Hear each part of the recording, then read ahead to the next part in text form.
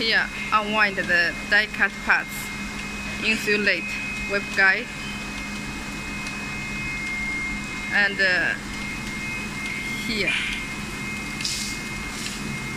it is remove original liner from this side, and put new liner from this part.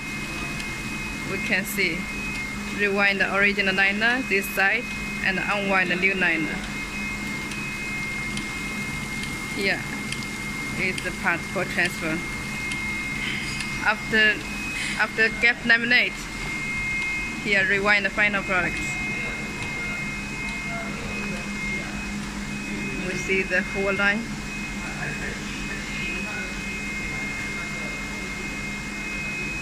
For the new liner will be without the cutting mark. It will be easier for automatic running next step.